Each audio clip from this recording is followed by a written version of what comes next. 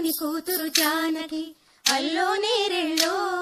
జాజుల సోదరి జానకి అల్లో నేరెళ్ళో, మిథిలా నగరిని జానకి అల్లో నేరెళ్ళో, ముద్దుగా పెరిగిన జానకి అల్లో నేరెళ్ళో,